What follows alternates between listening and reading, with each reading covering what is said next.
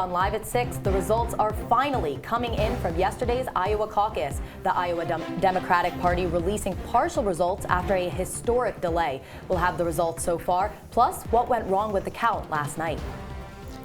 And accidents on Onondaga Lake Parkway have a fatality rate that's 10 times higher than average. Reporter Michael Furnari has the details on proposed changes to the unsafe road. And the coronavirus death toll intensifies. A look at its impact across the globe, the virus taking its second victim outside mainland China and potentially showing signs at a nearby university. All that and more coming up. Live at 6 starts right now. This is CitrusTV News Live at 6, your campus news leader. The grass is green again here on the hill. Students have been enjoying some sun and breezy temperatures these past few days. Good evening. I'm Nicole Weaving. And I'm Liam Crowley. While we've been experiencing warmer temperatures and seeing the rare Syracuse sun, it may not be here to stay. Our weather anchor Michaela Varvis is here to tell us what we can expect. Michaela? You're right, guys. Sorry, but we are expected to have some rain and snow later in this week, which you'll see later in my 5-day forecast. But if you walk outside right now, it's actually not too bad. It's currently 35 degrees, and there was a little bit of drizzling today. Mostly clouds, some wind, but really not that bad. Right now, if you're walking outside or going somewhere on campus, you could probably wear your coat, but you could leave the gloves and the hats at home. Thank you, Michaela. The Office of Learning Communities is announcing the formation of a new multicultural living learning community for upperclassmen on campus. This comes after #NotAgainSU protesters demanded a stronger focus on multicultural education last fall. The Upper Class MLLC will focus on multicultural community building and cross-cultural conversation. Happening right now in Byrd Library, the first lecture of the 6-week Understanding Islam series begins. Understanding Islam will run every Tuesday from 6 to 7:30 p.m. in the Peter Graham Scholarly Commons of Byrd Library. The series will run from now until March 10th, and the program is free and open to the public. And also happening right now in the Noble Room of Hendricks Chapel, Syracuse University's reoccurring Interfaith Dialogue series is making a return for the spring semester. Tonight's first dialogue of the semester will include a discussion on atheism, humanism, and those who may not prescribe to a specific faith. That dialogue is going on right now and will continue until 8 p.m. tonight. And earlier today on the Hill, the Moynihan Institute of Global Affairs and South Asia Center held a presentation to discuss Indian American high school and college students' experiences in India. The discussion took place in Eggers Hall. The event focused on how Indian schools play a role in both comfort and cultivation. And SUNY Upstate University Hospital will face federal penalties for having high rates of patient infections and injuries for the 4th year in a row. The penalties come from the Affordable Care Act, which cuts payments to hospitals that have higher readmission rates and high infection rates. SUNY Upstate has been penalized 5 out of the last 6 years. The Association of American Medical Colleges said that 45% of its members were penalized in 2020. A 15-year-old in Syracuse is accused of being a gang member with 18 police confrontations and a murder charge. Benjamin T. Kemp was arrested last week for the murder of 18-year-old Ezekiel Ruiz. Neither of Kemp's parents knew where he was at the time of the shooting. The assistant district attorney said that Kemp was attempting to rob Ruiz when he shot him. The prosecution also said that Kemp posed with guns and flashed gang signs on social media. County legislators voted today to pass a resolution that looks to roll back recent New York State bail reforms. Ahead of the vote, representatives of groups including the Center for Community Alternatives and the New York Civil Liberties Union joined in protest to support the new reforms. Protesters say that a rollback would reintroduce an unfair advantage for the rich. The resolution will now be sent to state lawmakers in support of amending bail reforms. And last week, the New York State Department of Transportation held the second of 6 open houses on the changes to the Onondaga Lake Parkway. The parkway has one of the highest accident fatality rates in Onondaga County, and the DOT will be adding new safety measures. CitrusTV reporter Michael Furnari can tell us exactly what measures are coming. To inform the public and receive feedback, the Department of Transportation is hosting open houses at the Liverpool Public Library through February. According to department studies, the Onondaga Lake Parkway has an accident fatality rate that's 10 times higher than other roads. But the DOT's Ed Rodriguez says that even And it varies depending on which period of time you look at. So there are some periods of time where it's actually even much higher than that. So that's really the low end. The DOT is serious about making changes to the parkway over the next 2 years. Although some are concerned that the new parkway will slow down traffic, the DOT insists that any slowing will be minimal. They say the changes will lead to safer travel and fewer crashes with the same operation. On display was what they called their synchro model that demonstrated the effectiveness of the new traffic flow. But Salina Town Councilor Nick Farrow had some doubts. I'm still a little skeptical that it's going to look that way. I encourage people to come down and look at those simulations, though. It's something new that they haven't shown at other meetings they've had. So after all that, let me give you a quick rundown of what we can expect here on the Parkway. So first, there's going to be the lane reduction from 4 lanes to 2. There's going to be a physical median barrier right behind me here on the Parkway. There's also going to be increased signage and a new vehicle detection system that's going to help them detect those trucks that are over the clearance length. And all of this is expected to reduce accidents by 55%, according to the DOT. All of that, all those safety features may come at an increase in traffic, but the DOT is hoping that it's well worth it. That was Michael Furnari for Citrus TV News. The Center of Disease Control and Prevention is testing one Cornell student for the coronavirus. Cornell University released a statement yesterday stating that the CDC is currently processing the laboratory results and the results could take a full week. The statement adds that the student does not live on campus and is currently receiving care in isolation. After the break, more on the deadly coronavirus and its effects across the globe. We'll have a look at all the confirmed cases around the world. And the results are coming in at last. The Iowa Democratic Party is releasing partial caucus results. We'll have which candidates are in the lead, plus what caused the historic delay. Don't go anywhere.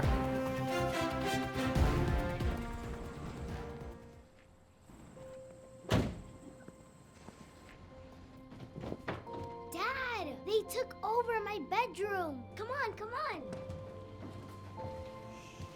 Okay, Dad. 1, 2, 3.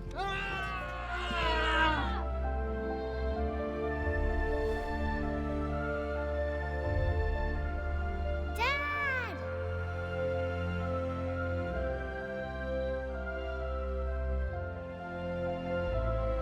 You saved me. Dad? Are you okay? I'm fine, dear.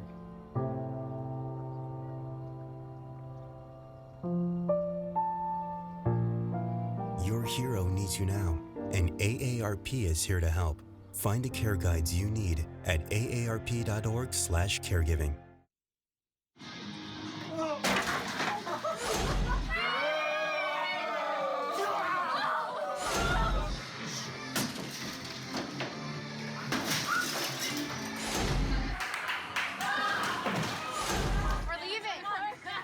Most party fouls are pretty dumb.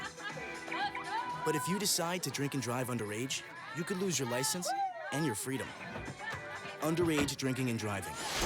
The ultimate party foul. Leaving hot coals improperly extinguished can cause a wildfire. Hey guys, it's Smokey! It looks as if Smokey is going to use the drown, stir, drown, and feel technique. After the first drown, a good stir. Next, another drink. And finally, a close feel. Is it cool? Okay. Yeah. Hey, Smokey, catch! Oh, my bad, Smokey. Only you can prevent wildfires. If you see news happening on campus, in Syracuse, or across the nation, call the Citrus TV newsroom, 315-443-1177, or tweet at Citrus TV News, your campus news leader. And the results are in from the Iowa Caucus. The Associated Press reports that Pete Buttigieg is the big winner tonight with 26.9% of the votes. This puts the former mayor of South Bend, Indiana, above other major frontrunners of the Democratic nomination. We've got the earliest results on your screen right now. The runner-up is Senator Bernie Sanders with just above a quarter of the votes. Coming up far behind in third place is Senator Elizabeth Warren with just above 18%, and former Vice President Joe Biden coming in fourth place with 15.6%. These results are coming in after a delay overnight. CitrusTV correspondent Augustus LeRoux is in studio with more on the historic delay and why it happened. Augustus?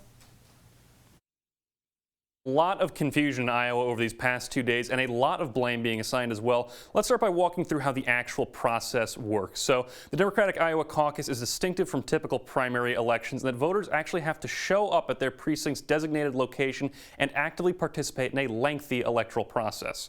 Now this starts with each candidate's supporters moving around the room into preference groups. Candidates with less than 15% of the vote are then deemed non-viable.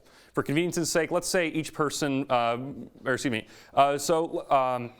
supporters of the now non-viable candidates at that point would then be free to move around the room to other preference groups or may band together for another non-viable candidate, try to bring their standing back up to over 15%, making them viable again. Now, after realignment, the precinct assigns delegates proportional to the caucus vote and reports them to the state headquarters. Now, bear in mind here, there are 1,681 of these precincts, each with a different number of delegates to be converted to Iowa's 49 state delegates. So, at that point, cut to last night. The DNC in Iowa announces delays in the results, allegations of hacking are flying around, and the Iowa Democratic Party reports inconsistencies in the data. Now, cut back to today. The New York Times reports that initial difficulties stemmed from the DNC trying a new phone app to report their precinct results, which none of the precinct organizers had been trained to use, and which also reportedly suffered from severe technical issues. The DNC then decided to have the precincts telephone in their results, but the ensuing calls almost immediately overloaded the hotline. So, by the end of the caucus, only about 2% of the vote had actually been reported, by non-DNC sources no less. But that did not stop several candidates from taking to the stage and calling the night a resounding victory. To that effect, Pete Buttigieg's campaign tweeted last night, "We proved the skeptics wrong. Let's do it again in 7 days," in reference to New Hampshire. And Amy Klobuchar tweeted, "One thing is clear tonight, we are surging." In response, Joe Rospers, Elizabeth Warren's chief strategist, tweeted today, "Any campaign saying they won is contributing to the chaos and misinformation." Given there has been a strong push over the past few elections to do away with the caucus system, we'll have to see if these recent events in any way affect change in the future. Thanks, Augustus. And back on Capitol Hill, President Donald Trump will deliver his third State of the Union address tonight. The speech comes ahead of the Senate's vote on Trump's impeachment trial tomorrow and the New Hampshire debate and primaries afterwards. Trump will be the second impeached president to deliver his State of the Union address, with Bill Clinton giving his 1999 address in the middle of his impeachment trial. Tonight I have the honor of reporting to you on the State of the Union. The speech will outline the president's plans for the next year for the rest of the year in 2020 and highlight his administration's achievements in 2019, including the lowest unemployment rate in over 50 years and sustained market growth. Following the address, the Democratic Party will give a prepared response through Michigan Governor Gretchen Whitmer. Whitmer won her state in 2018 by 10 points and has criticized the president for his divisive language. However, she has also said she will work with Republicans on what she calls bread and butter issues such as infrastructure. And the Democrats will also have a Spanish language response given by Representative Veronica Escobar of Texas, who has criticized the president previously and publicly refused to join him when he visited Texas last year. Escobar also serves on the House Armed Services Committee alongside New York's Anthony Brindisi. The president will deliver the address at 9 p.m. tonight. And the novel coronavirus is actually spreading throughout the world right now, and confirmed cases are rising rapidly by the minute. Citrus TV reporter Josh Meyers is in studio to break down the spread of the disease. Josh? Thanks, guys. According to the World Health Organization, the novel coronavirus has roughly 15,000 more confirmed cases than the outbreak during the SARS outbreak in the early 2000s. Today, the Chinese government has confirmed 20,438 cases with more than 420 deaths. Officials are now reporting that 2 of those deaths are from outside the country. One from the Philippines over the weekend and another in Hong Kong earlier today. And back in the United States, the U.S. Department of State has declared a level 4 do not travel warning for China. This comes after Chinese authorities imposed strict travel restrictions in the area surrounding Wuhan, making travel to China nearly impossible for American citizens. Now, like I mentioned earlier, there are currently over 20,000 confirmed cases around the world in 23 different countries.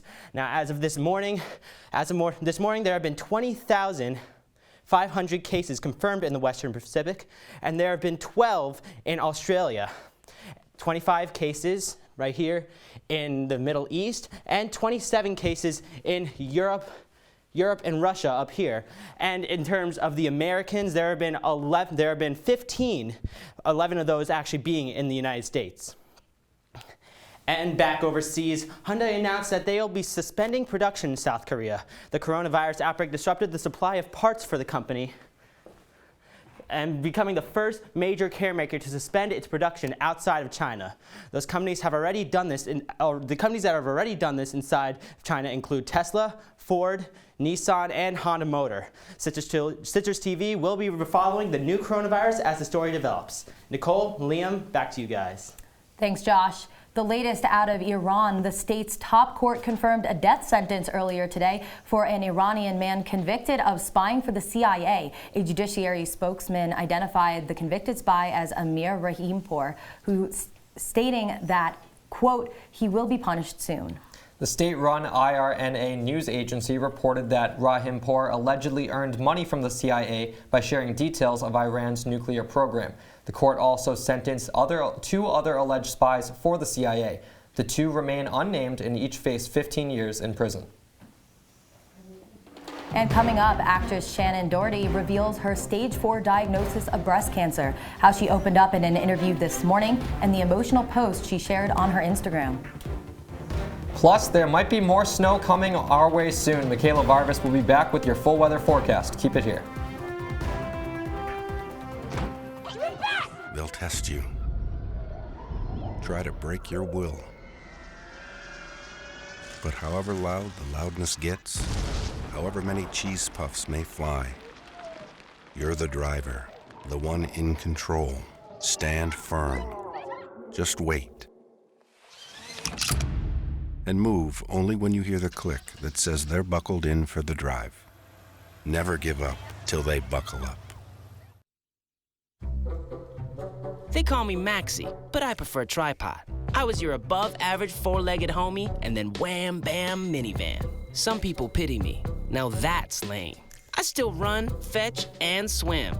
And the ladies love me. I'm the ultimate wingman. Just don't ask me to high five.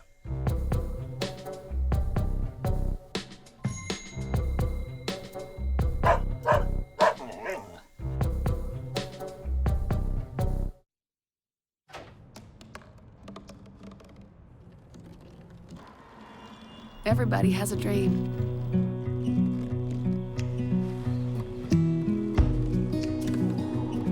Mine was to see the ocean. And with a little help, I made it.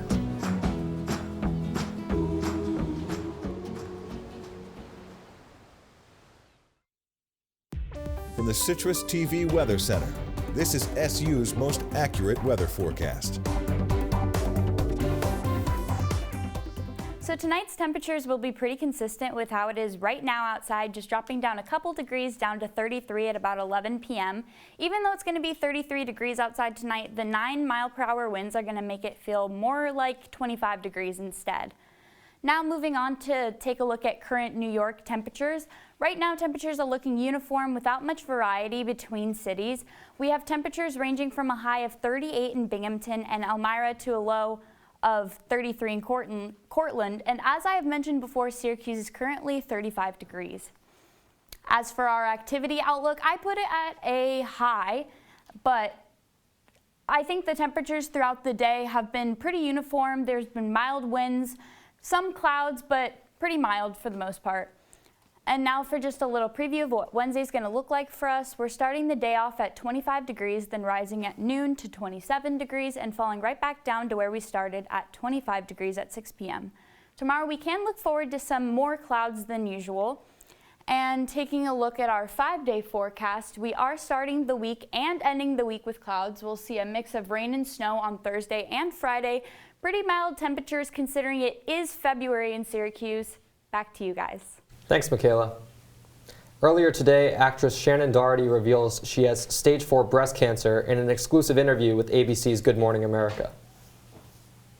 It's going to come out in a matter of days or a week that I have stage 4. So my cancer came back.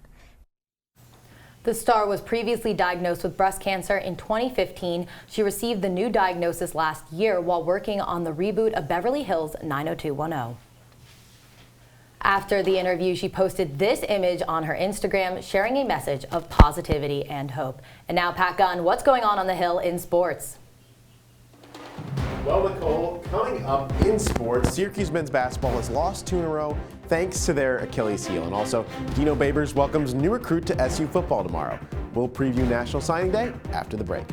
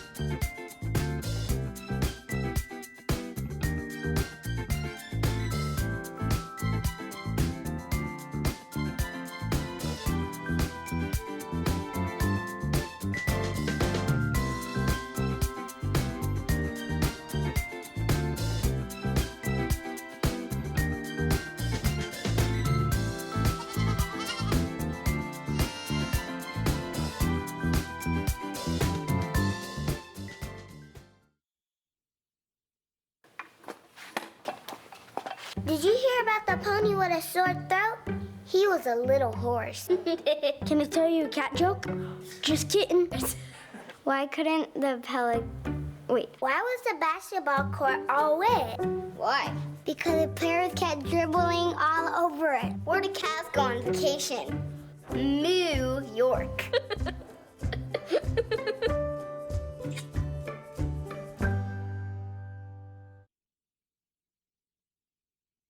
I see you mobbing over her. Let's go. Let's mob. Let's crawl. Let's crawl. Let's crawl. Hey, yo, we mobbing. Come on, girl. Let's crawl. Hey, yo, let's crawl. Hey, yo, let's crawl. Hey, let's crawl. Hey, yo, let's crawl. And now, your Citrus TV Sports Report. Rebounding is one of the most important aspects of basketball. Allowing an opposing player to put up, say, 17 rebounds, well, that's a little concerning. That's how many rebounds Syracuse gave up to Duke center Vernon Carey. 6 of those coming on the offensive end. The Orange only had 14 defensive rebounds total compared to the Blue Devils' 29. This leads Syracuse's negative 3-point rebounding margin, 0.3 rebounding margin on the season, which jumps to just under negative 10 in their losses this year. Head coach Jim Boeheim acknowledges the team's shortcomings on the boards. We're hanging in there for the physical strength that we have. Obviously, that's not a strength of ours, but down low, we just have trouble with big guys like that. He's very good, and we're not able to play a guy like that. That's the problem. While SU men's basketball looks to find their footing, Syracuse women's lacrosse is starting their year in stride. 4 Syracuse players, including Emily Harris-Chuck, have earned ACC preseason All-ACC honors. Harris-Chuck led the Orange with 75 goals last season. Attacker Megan Carney and defenders Carrie DeFelice and Sari Cooper were also honored. The Orange play their first game of the season on Friday against Canisius. And speaking of new beginnings, SU football is officially going to welcome some new members into the Orange football family tomorrow. Syracuse has 3 players verbally committed to SU that look to sign on National Signing Day tomorrow.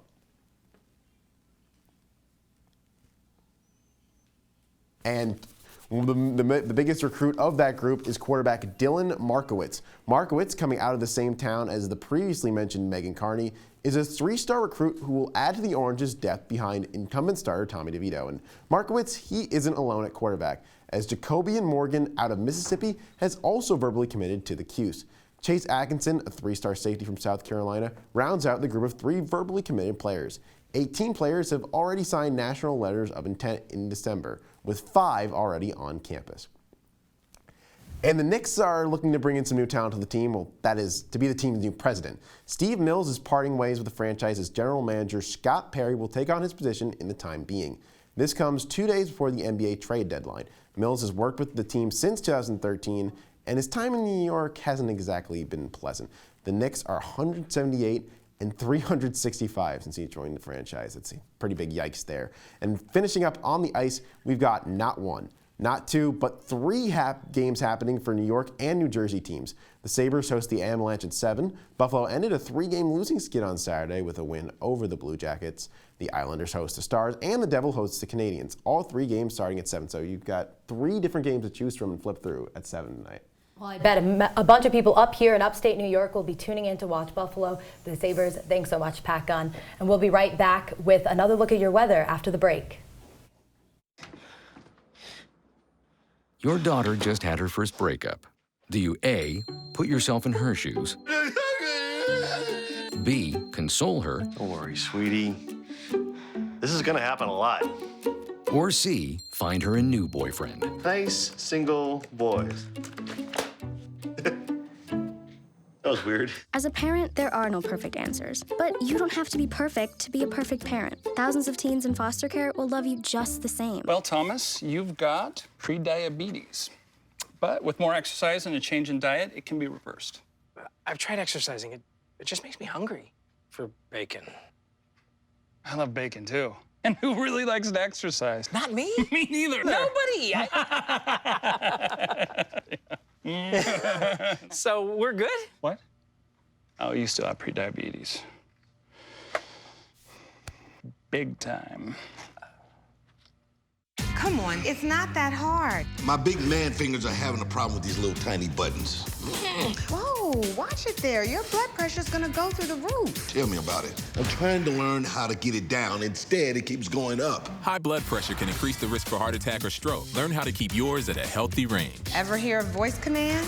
Just say text barbershop to 97779. That's not what I said. Just give me that. Now my blood pressure's up. Now, weather anchor Michaela Varvis joins us in studio. Michaela, the weather wasn't too bad today. I only had to wear about a jacket and a scarf. What are we looking like for tomorrow? Tomorrow morning, it's going to be about 25 degrees. It's going to be extremely similar to what we already experienced today. Some clouds and mild winds are to be expected. Thank you so much, Michaela. And we are back with our beloved Citrus TV polls. Today has caused a little controversy in the newsroom. We're 10 days away from Valentine's Day, so we decided to ask our Citrus friends what the best gift is. Now, the options on the newsroom board were flowers, chocolate, a teddy bear, and tickets to the Sonic movie premiere. And as of right now, chocolate and the Sonic movie premiere are tied. I know for myself, definitely would be leaning towards picking the Sonic movie premiere, as it would be a great experience to do with your significant other. Oh, absolutely. Experience over the trinkets, you know. Exactly. But and chocolate might be good. Exactly. And we also decided to ask you guys what you thought, swapping out that Sonic tickets for the jewelry. And we're here with the results. And Liam, what do you think? Yeah, chocolate running away with it. I mean, who doesn't love good chocolate? It's pretty expected. Exactly. And you think about like the perfect little hearts that you can get in there. What would you guys have picked to give as a gift? I would absolutely pick taking Sonic tickets. I'm sorry. Like, how can you not? I mean, experience. Love it. Absolutely. And that's all the time that we've got for you tonight. Be sure to check us out on CitrusTV.com and follow us on Facebook and Instagram at Citrus TV News. I'm Nicole Weaving. And I'm Liam Crowley. Take care, Syracuse.